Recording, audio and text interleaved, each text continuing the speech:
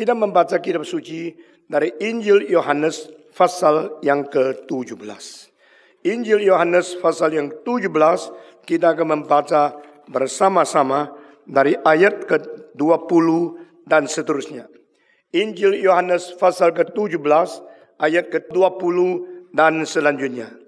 Dan bukan untuk mereka ini saja aku berdoa, tetapi juga untuk orang-orang yang percaya kepadaku oleh pemberitaan mereka, supaya mereka semua menjadi satu, sama seperti Engkau ya Bapa di dalam aku dan aku di dalam Engkau, agar mereka juga di dalam kita, supaya dunia percaya bahwa Engkaulah yang telah mengutus aku. Dan aku telah memberikan kepada mereka kemuliaan yang Engkau berikan kepadaku, supaya mereka menjadi satu, sama seperti kita adalah satu. Aku di dalam mereka, dan Engkau di dalam aku, supaya mereka sempurna menjadi satu, agar dunia tahu bahwa Engkau yang telah mengutus aku, dan bahwa Engkau mengasihi mereka sama seperti Engkau mengasihi aku. Sampai di sini dulu kita membaca, kita berdoa sekali lagi. Tuhan berkati jam selanjutnya, berkati pembacaan kitab suci yang baru lalu.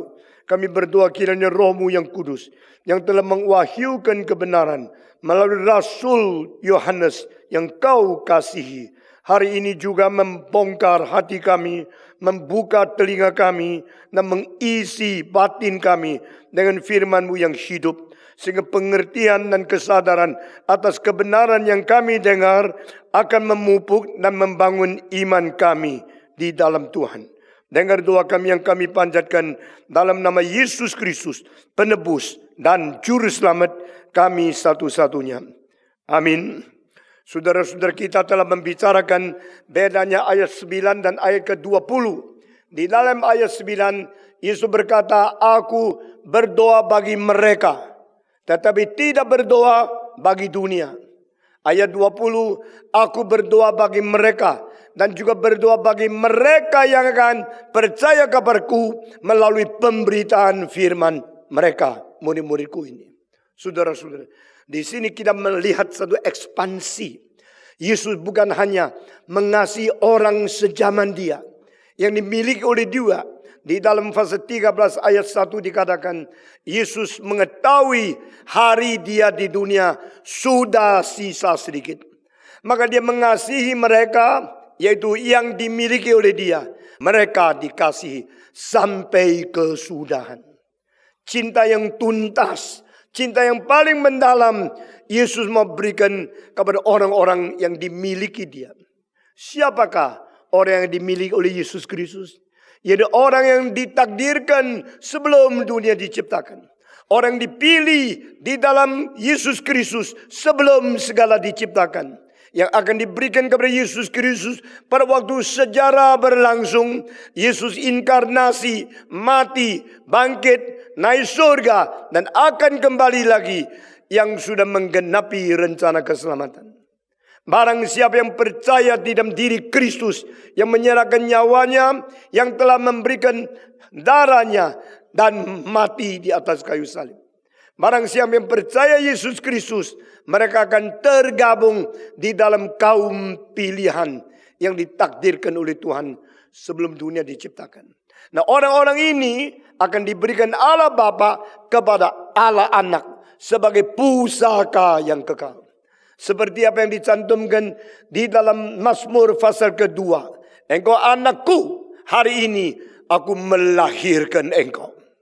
Lalu yang diurap, yaitu Yesus Kristus berkata bahwa aku hari ini berada di Sion menjadi raja.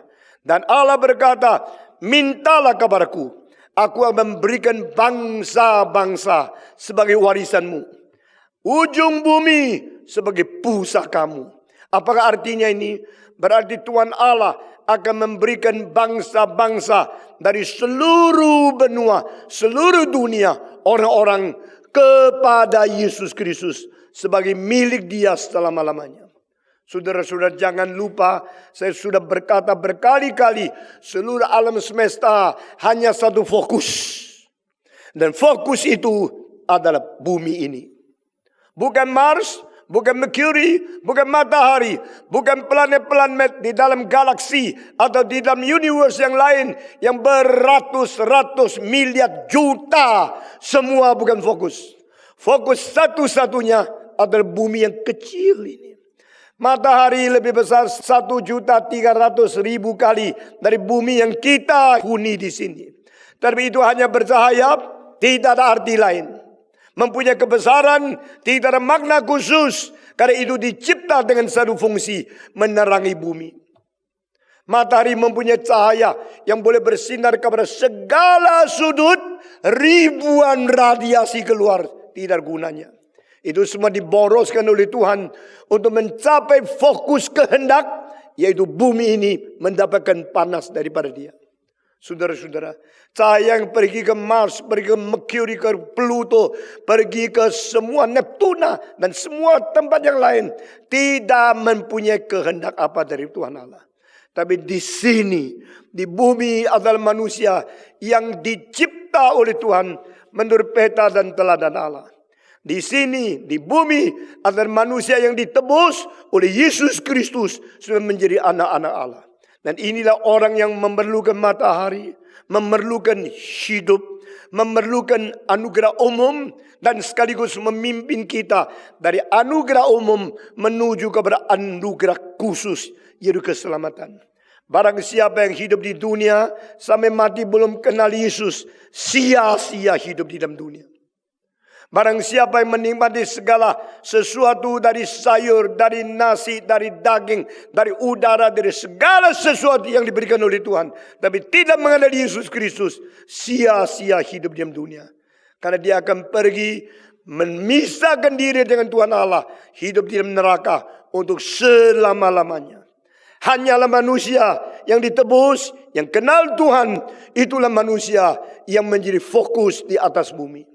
Saudara-saudara, alam semesta berfokus atas bumi. Bumi berfokus atas manusia. Manusia berfokus atas gereja. Gereja berfokus antara orang pilihan yang sungguh-sungguh diselamatkan dan orang pilihan yang sungguh-sungguh diselamatkan. Berfokus kepada orang yang mengerti rencana Allah di dalam reform teologi. Saya berjuang seumur hidup. Saya tahu kenapa. Saya mati-matian berkhotbah. Saya tahu kenapa. Saya bukan mencari kawan banyak. Saya bukan mendapatkan pendengar yang multi atau masa yang besar. Karena ini adalah hal yang kecil. Yang penting adalah menemukan orang-orang yang mengerti isi hati Tuhan. Saudara-saudara sekalian, seorang ayah paling puas kalau ada anaknya yang klop dengan isi hati seorang ayah. Demikian Tuhan memberikan segala anugerah kepada kita. Dia menuntut apa sih dari kita? Bisakah kita memberikan balasan kepada anugerah Tuhan? Tidak. Satu-satu yang dituntut yaitu, oh anakku, berilah hatimu kepadaku. Matamu harus berkenan dengan jalanku. Ini adalah tuntutan dari Tuhan Allah. Kita mau kembalikan balasan kasih kepada Tuhan Allah. Tak mungkin engkau sampai tulang hancur, lebur, mau membalas cinta kasih Tuhan. Tak mungkin. Saudara-saudara, semua uang yang ada padamu, yang sebagian dipakai oleh Tuhan, itu yang bernilai untuk selama-lamanya. Saya sekarang sudah tua, saya tidak suka uang. Kalau ada uang, saya pikirin bagaimana bantu orang, bagaimana mengerjakan pekerjaan Tuhan. Kalau masih ada uang, saya akan membantu orang sekolah. Orang sungguh-sungguh cinta Tuhan. Orang yang mau mencari kehendak Tuhan. Saudara-saudara sekalian. Jikalau fokus dipersempit. Akhirnya akan menemukan hanya semacam orang itu yang menjadi center point of the cosmos. The center point of the universe. And that is chosen people from our God. And given to be the gift heritage and the nations called the saints to Jesus Christ. Allah memberikan orang suci sekelompok kepada Yesus Kristus. Lalu Yesus Kristus menjadi gembala yang agung untuk menggembalakan kelompok ini. Kelompok ini adalah gereja yang kudus dan am. Kelompok ini adalah gereja yang universal dan disucikan oleh darah Yesus Kristus. Yohanes 13 ayat 1 dikatakan, Yesus mengetahui sendiri itu tidak lama lagi meninggalkan dunia. Itu sebenarnya mencintai yang dimiliki oleh dia. Dan mencintai mereka sampai kesudahan. Sampai ke tulang sumsum. Sampai ke darah terakhir. Sampai ke dalam seluruh batinnya. Seluruh sanubari mereka. Yesus mencintai mereka begitu mendalam. Karena mereka milik Tuhan. Dan saudara-saudara, ayat 9 dia berkata, aku berdoa bagi mereka, tidak berdoa bagi dunia. Ini yang menimbulkan banyak pertentangan. Yesus sempit ya. Yesus doa hanya untuk sekelompok orang ini. Tidak berdoa untuk orang lain. Dia pilih kasih. Dia pandang bulu. Dia sempit hati. Dia tidak mempunyai generositas. Tapi saudara-saudara jangan lupa. Karena orang-orang ini ditebus dengan darah Yesus Kristus. Dan jika Yesus tidak memelihara mereka, tidak mencintai mereka dengan sungguh-sungguh, mereka akan dihancurkan oleh setan. Makin lama makin sadar. Jika kita cinta Tuhan, kita tidak mungkin dilepaskan oleh iblis. Jangan sombong karena engkau menjadi orang Kristen yang lancar, tidak ada kesulitan. Karena setan menganggap tidak perlu ganggu engkau. Biar orang-orang ini lancar.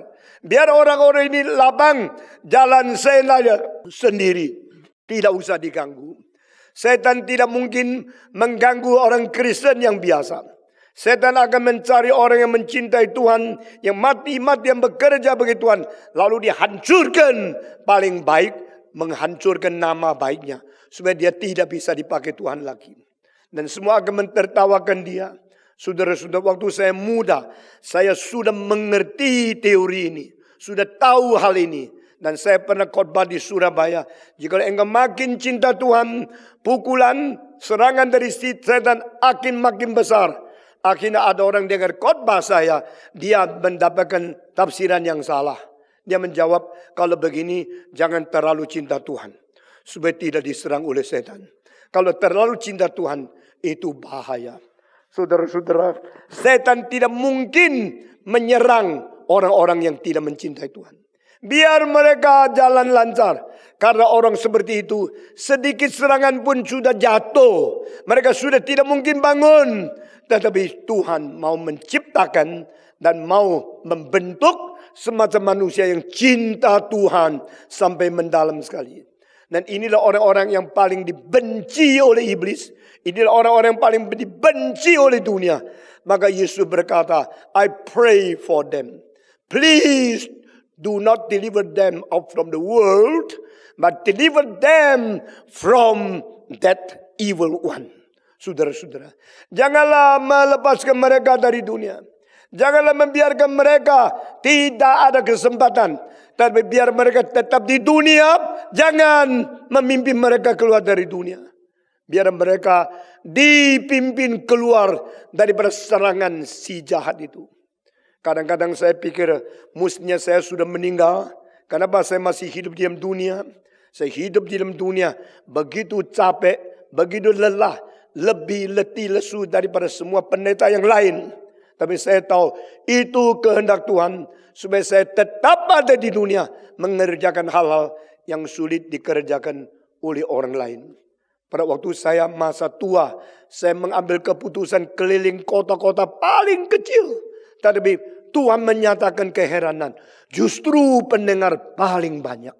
Berpuluh-puluh ribu orang datang mendengar. Karena mereka sudah tunggu berapa puluh tahun. Kenapa Stephen Tong tidak pernah datang ke Buntok. Tidak pernah datang ke kota kecil di Sumba. Tidak pernah datang ke Waingapu. Tidak pernah datang ke Soe. Tetapi pada waktu tua Stephen Tong mau datang. Mereka berduyun-duyun datang mendengar. Saya kira ini ada pimpinan Tuhan. Lalu saya berkata kepada Tuhan, berapa lama lagi saya hidup di dalam dunia? Soal kecil. Yang penting setiap hari saya hidup, saya akan dipakai oleh Engkau. Jikalau engkau masih bisa memakai orang tua seperti ini, yang tidak gampang dikerjakan oleh pemuda-pemuda yang lain, biar sambil pakai saya masa terakhir ini, dan sambil membangkitkan anak muda yang luar biasa pintarnya untuk menyambung pekerjaan Tuhan. Saudara-saudara, Yesus berkata, I pray for them, but I do not pray for the world. Kenapa? Dunia. Milik Tuhan, milik Tuhan. Jikalau kau milik Tuhan, pisahkanlah hidupmu. Jangan menyontoh kerusakan dunia. Jikalau milik Tuhan, engkau harus senantiasa berdoa, menanti kedatangan Dia, dan jangan menjerumuskan diri di dalam nafsu duniawi. Saudara-saudara, Yesus berkata kepada Allah Bapa, I pray for them, but not for the world. Lalu banyak orang pikir Tuhan sempit, Tuhan hatinya kurang lapang, Tuhan memandang bulu, Tuhan pilih kasih. Bukankah Alkitab juga katakan seluruh dunia tidak ada seorang yang Tuhan inginkan mereka binasa? Benarkah Tuhan tidak mau satu orang binasa? Semua masuk surga? Tidak pernah dicatat semua akan masuk surga. Pasti ada sebagian masuk neraka. Kalau begitu, hanya dua kemungkinan. Allah mau mereka diselamatkan, tapi Allah tidak berkuasa menyelamatkan.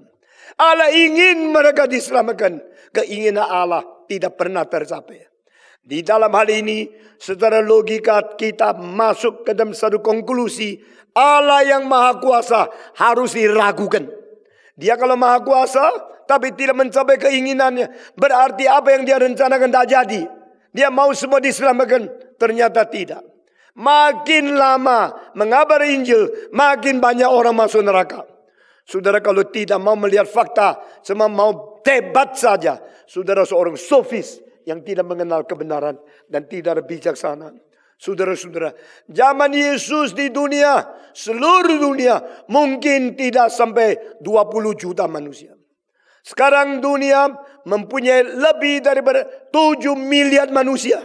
Saudara-saudara, zaman Yesus Kristus berkata kabar Injil ke seluruh dunia supaya segala bangsa kembali menjadi muridku. Sampai sekarang kalau dilihat yang Kristen sekarang jauh lebih banyak dari zaman Yesus. Tapi jangan lupa yang tidak Kristen sekarang jauh lebih banyak dari zaman Yesus Kristus. Itu berarti kalau Yesus tunda satu hari datang, yang lahir dalam dosa, yang tidak menjadi orang Kristen makin banyak, makin lama mengabari Injil, makin banyak orang masuk neraka. Saudara-saudara, kecuali engkau tidak mau ngerti, cuma maunya debat saja, saya tutup mulut, tidak banyak bicara sama engkau. Waktu saya tua, saya akan mengambil keputusan, tidak banyak bicara dengan orang yang tidak mau mengerti, cuma mau debat saja. Tapi saya akan buka mulut berbicara kepada orang yang mau mengerti supaya mereka mengetahui rencana Tuhan bagaimana.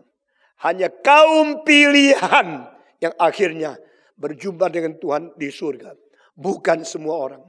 Itu sebab ayat ke-9 Yesus berkata, aku berdoa bagi mereka, bukan berdoa bagi dunia. Sempit? Iya. Memang jalan ini sempit. Memang pintu ini kecil, yang menemukan juga sedikit sekali. The way is small and the door is narrow, and those who find out this path are very little in number. Saudara-saudara, tetapi jalan menuju ke neraka itu jalan yang lebar, pintunya besar, yang berada di dalam juga banyak. Kita tidak mungkin lepas daripada status kita orang yang minoritas di dalam dunia. Kristen selalu minoritas. Kristen yang lebih suci lebih minoritas. Kristen reform yang mengerti kehendak Tuhan, menjalankan rencana Allah lebih minoritas. Tapi Yesus berkata, hei kelompok yang kecil, jangan takut, aku menyertai engkau. Saudara-saudara, makin membaca kitab suci, makin memperdalam, makin menimbulkan perasaan takut kepada Tuhan. Siapakah kita sehingga kita dipilih? Siapakah kita sehingga kita dipelihara? Ini hanya semata-mata anugerah Tuhan, kedaulatan Tuhan yang tidak layak kita terima saja. Tapi saya waktu membaca ayat 20, saya mendapatkan sesuatu penghiburan yang besar. Yesus berkata, dan bukan untuk mereka itu saja aku berdoa. Di sini satu extension. Not only for those people I pray, I also pray for another kind of people. Bukan hanya berdoa bagi mereka saja, aku juga berdoa bagi orang-orang banyak yang akan beriman kepadaku, datang kepadaku melalui pemberitaan firman mereka. Di sini saya mendapatkan penghiburan yang besar. Apa artinya? Jadi orang yang sudah percaya kepada Tuhan tidak boleh berhenti beriman di situ. Dia harus memberitakan lagi. Cilakalah mereka yang sudah diselamatkan. Tapi bungkam mulut, tutup lidah, tidak pernah memberitakan lagi. Berbahagialah mereka yang memberitakan lagi. Sudah dengar, beriman. Sudah beriman, melakukan. Sudah melakukan, memberita. Sudah memberitakan, orang lain dengar. Orang lain dengar, orang lain beriman. Orang lain beriman, orang itu melakukan. Melakukan lagi, lalu mereka bersaksi. Mereka beritakan lagi. Hanya melalui cara ini, kekristenan bertumbuh. Kekristenan bertumbuh. Bukan seperti banyak gereja Presbyterian di barat, hanya taunya melahirkan anak. Saudara-saudara. Church growth has three methods. The first method, church grows by genetics. Melahirkan anak, Kristen tambah. Anak 10, tambah 10 Kristen. Anak 2, tambah 2 Kristen. KB, matilah. Saudara-saudara. Saudara-saudara. Church grows by genetics. Ini the first method. Metode pertama, memperbanyak orang Kristen melalui lahir anak yang banyak. Tapi ini cara Alkitab. Apakah Alkitab suruh kita melahirkan banyak anak sebanyak mungkin? Saudara-saudara sekalian. Yesus berkata, I do not only pray for them. I also pray for those people. You will believe in me after they listen to the preaching of these people. Aku bukan berdoa bagi mereka saja. Aku juga berdoa untuk orang-orang yang percaya kepadaku oleh pemberitaan mereka. Di sini kalimat yang paling penting. Kalimat apa? Kata apa? Pemberitaan. Gereja bertumbuh 3 cara. Pertama, church growth by genetic. Saudara-saudara. Kalau engkau tidak ada anak, engkau sudah tidak kebagian dalam hal ini. Tetapi saudara-saudara, kalau masih mungkin mempunyai anak, tambah sakit. Tambah berapa anak? Paling sedikit untuk menambah anggota gereja. Apa sebab? Sebab engkau tak mau mengabar Injil kan? Kalau engkau bilang di hadapan Tuhan, saya tidak pernah mengabar Injil, tapi anaknya banyak. Boleh juga lah. Ya. Berarti engkau masih berjasa menambah anggota gereja. Ini yang pertama metode. Church grows by genetics. Kedua, metode memperkembangkan kekristenan. The church grows by migration. Yaitu melalui transmigrasi. Melalui imigrasi. Melalui pemindahan daripada tempat-tempat yang lain. Jadi orang dari kampung situ ke sini. Lalu orang Kristen pindah dari ke sini. Banyak kota besar mempunyai anggota Kristen. Anggota konsumsi. Banyak desa kecil mempunyai anggota gereja. Anggota produksi. Nah, saya menjelaskan 2 istilah ini. Apakah artinya kota kecil? Anggota Kristen yaitu anggota produksi. Karena mereka di kota yang kecil. Tidak ada pendatang dari luar. Harus menginjili satu-satu. Membawa kawan kepada Tuhan. Gereja kampung semua kecil-kecil. Tapi jangan minder. Gereja di kampung semua jumlah tidak banyak. Jangan menghina diri. Karena itu adalah gereja produksi. Lalu sudah SD selesai. Orang Kristen sekolah dari Mangkang ke Semarang. Dari Boyolali ke Semarang. Dari Sidoarjo ke Surabaya. Dari Lawang ke Malang. Dari Pasuruan ke Surabaya. Dari kota kecil Boyolali ke Jogja. Dari Pekalongan pergi ke Semarang, Jogja. Dari tempat Sumedang pergi ke Bandung. Maka pada waktu anggota desa Kristen itu makin kurang. Pendetanya Rasa, wah saya pendeta kecil, saya di kota kecil, gerejanya kecil, gajinya kecil, pertumbuhan yang kecil, saya kurang berkuasa. Jangan, saudara-saudara. Di mana desa-desa kecil saya pergi, saya mendorong mereka. Saya suruh pendeta jangan minder, jangan takut. Meskipun engkau gaji kecil, kerjaan sulit, tapi engkau produksikan anak-anak Tuhan satu persatu. Kita bersyukur kepada Tuhan. Jangan menganggap pendeta besar, gereja besar, hebat. Saudara-saudara, banyak yang heboh. Karena kota besar, anggota banyak, kebanyakan anggota konsumsi. Mereka dari desa pindah ke kota kecil, dari kota kecil pindah ke kota besar, dari kota besar pindah ke ibu kota, dari ibu kota pindah ke Washington, pindah ke Los Angeles, pindah ke Philadelphia, pindah ke Pittsburgh, pindah ke San Francisco, pindah ke Paris. Lalu orang gereja di Paris menerima anggota, dia kira dia pendeta besar. Itu semua buah orang lain. Itu semua adalah satu akibat pelayanan kesusahan daripada desa-desa yang kecil. Saudara-saudara, kadang-kadang saya melihat pendeta kota-kota besar seolah-olah dia berjasa besar dan sombong sekali. Saya ikut merasa malu bagi mereka. Mereka mesti memikirkan mereka hanya menjadi gereja penampung saja. Di sini konsumsi, di situ produksi.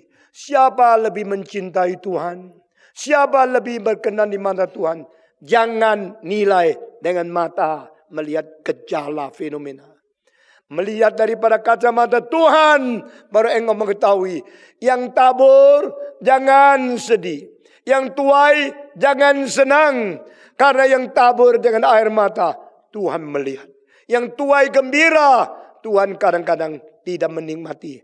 Saudara-saudara, mari kita mengerti semua ini. Maka kalau transmigrasi, ada orang Kristen dipindah ke sini, anggota saya jadi banyak. Jangan sombong. Itu adalah second method. Metode kedua, metode transmigrasi. The migration theory of church growth is nothing. Saudara, ikan saya di kolam ini 80. Lalu saya tanya, kolammu berapa? Saya dulu kolamnya saya 60. Sekarang sisa 40. Engkau dulu 40. Sekarang jadi 40. Kenapa? Kolam dia 40 ikan pindah ke sini. Akhirnya di sini 80. Di situ berapa puluh. Ditambah sama dulu tidak robanya. Cuma pindah kolam saja. Pindah sini, pindah sama. Hitung semua sama. Kalau digabung semua sama. Tidak tambah. Apa gunanya? Pindah-pindah gereja. Lalu semua gereja menganggap dia mempunyai anggota yang banyak. Seorang pendeta berkata, my member. Saya mengatakan, please change into God's member. Do not say, my member, my people. Better we say, our people, our member. Bukan you atau saya. Di sini ada kebaktian Inggris, ada kebaktian Indonesia. Mungkin diadakan lagi kebaktian Mandarin. Lalu kalau tambah satu jemaat dan orang di sini pindah ke situ. Di situ tambah senang. Tidak usah senang. Itu pindahan dari jam 5 ke jam 2. Atau jam 5 ke jam 7. Itu tidak ada sesuatu yang dibanggakan.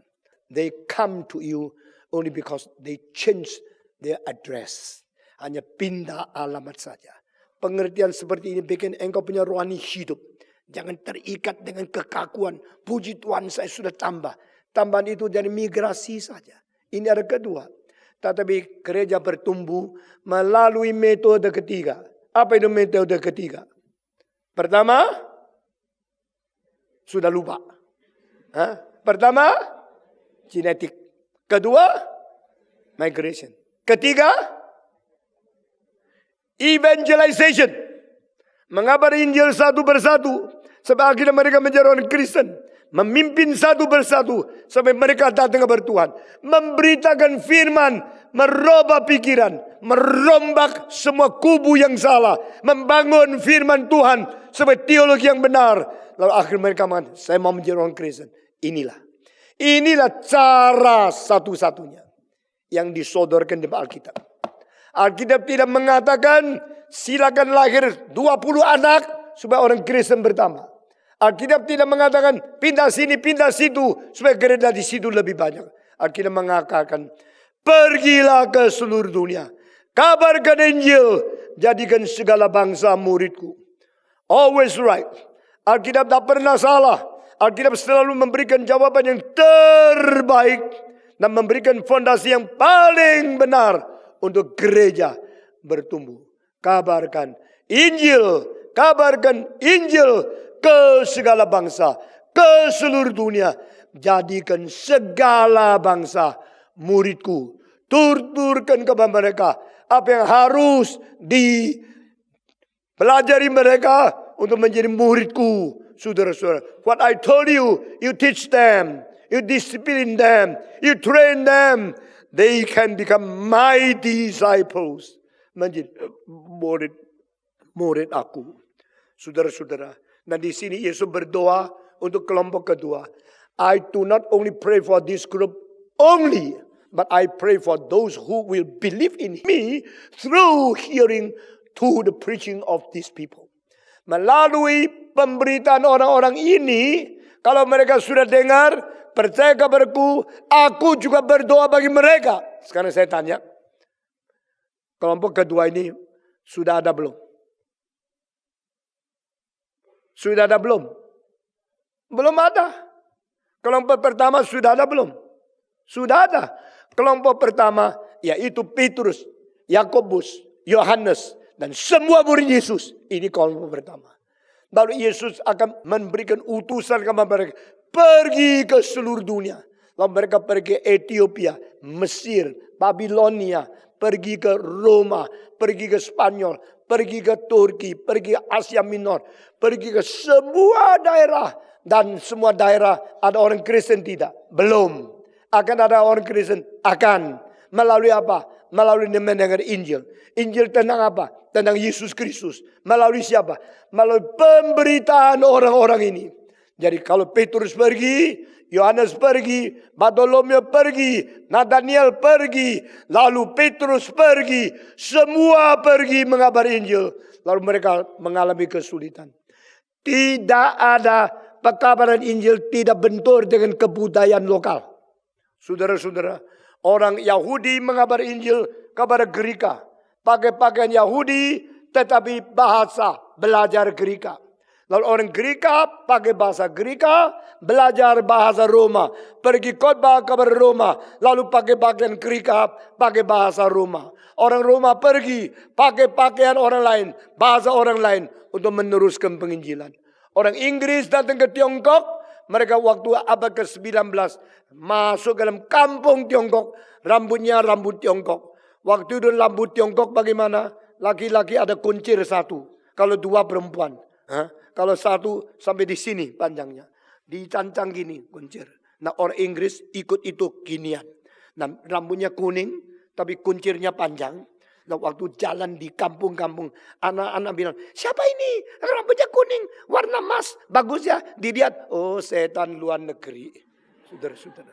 Mereka ikut dia rame-rame. Sudah sampai di depan lihat, oh setan luar negeri. Lu kan tahu setan luar negeri? Hidungnya gede kayak begini, matanya biru. Itu kalau ada setan siapa? Maka akhirnya setan ini mengatakan, memang betul saya setan luar negeri. Loh kok bisa koi ya? Ini kok bisa bahasa koi? Ini orang apa ini? Setan ngomong koi. Nah, mereka ketawa. Sudah ketawa baru didekati. Datang. Bolehkah saya ke rumahmu? Kalau orang Tiongkok bilang, kalau orang Inggris, begitu ya. Logatnya logat Inggris. Nah, saudara-saudara, baru mulai berkumpul, mulai berkenalan, lalu mulai bicara. Ini apa? Guanggong. Ini apa? Kongbing. Ini apa? Ini adalah Liu Bei. Jadi mereka mulai bicara tentang dewa-dewa Tiongkok. Lalu bicara. Lalu pelan-pelan ada satu lagi. Lebih hebat dari Guanggong. Siapa? Yesus. Nah, Yesus. Mulai berdebat. Ada yang diusir. Ada yang diterima. Ada yang berdebat. Berhari-hari. Baru ada orang mau jadi Kristen. Begitu jadi orang Kristen. Hari kedua diusir dari kampung itu. Nah orang itu mesti cari makan di mana. Ditampung seorang missionary. Maka dituduh. Engkau pemecah keluarga orang Tionghoa. Ini harus diusir dari kampung ini. Mereka pergi kampung lain. Pengabar Injil tidak pernah gampang.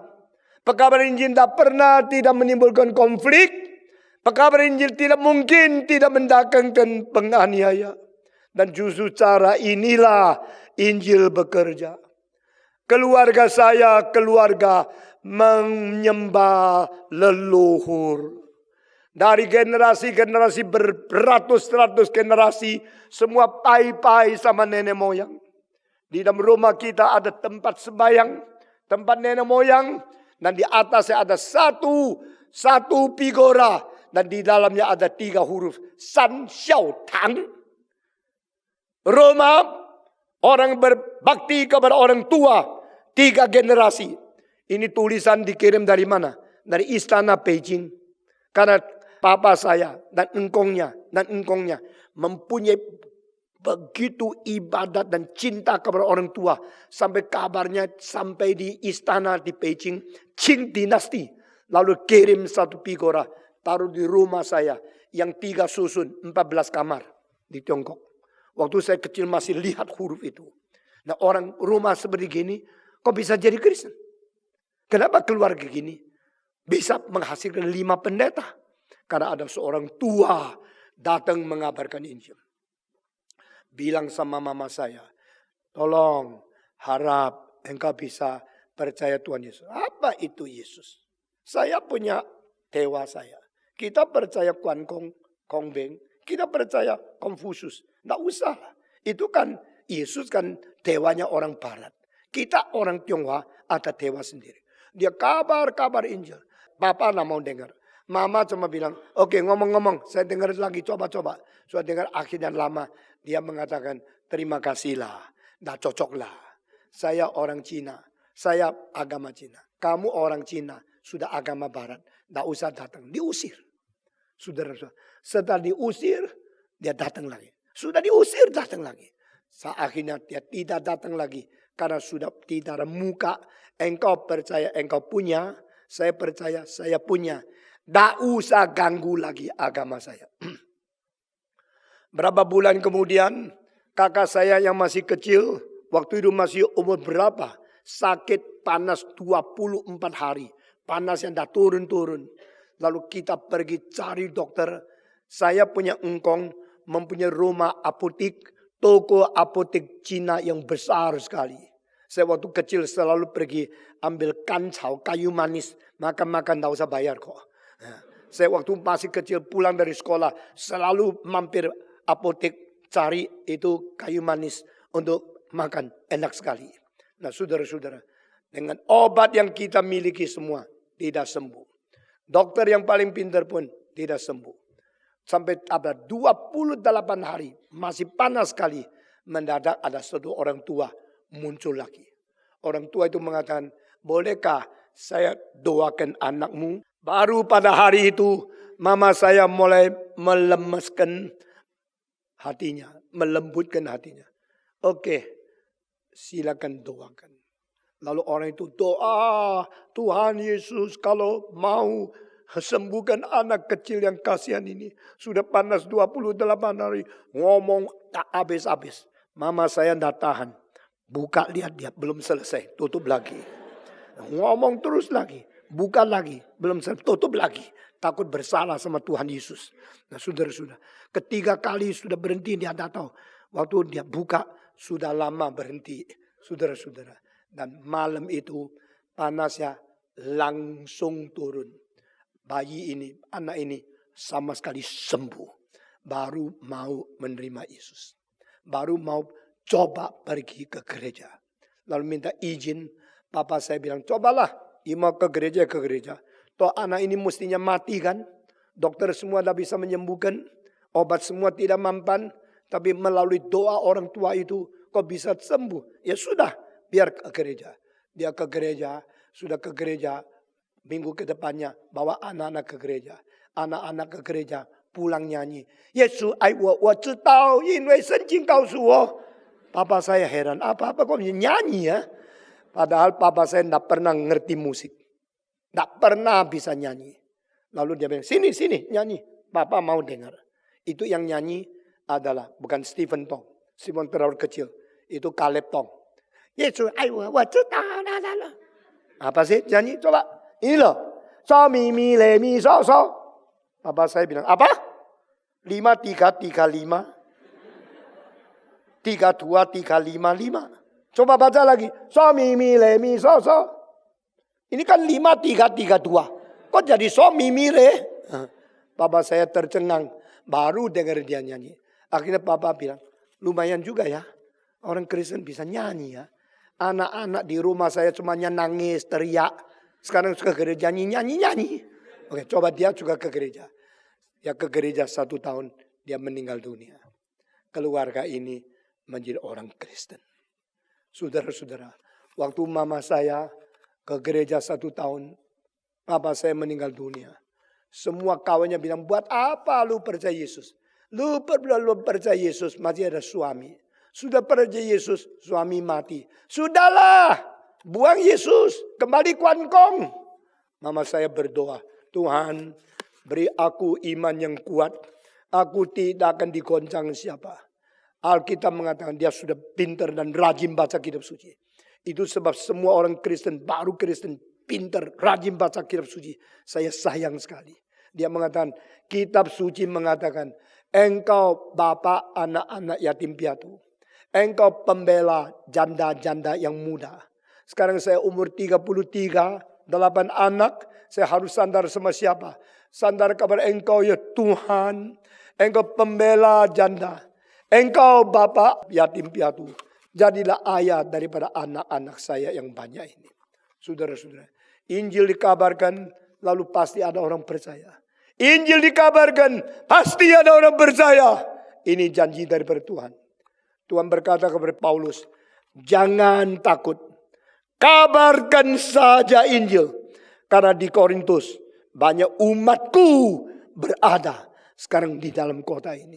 Saudara-saudara. Preach the word. Preach the word. In season or not in season. You preach the word. Because it will manifest the glory of God.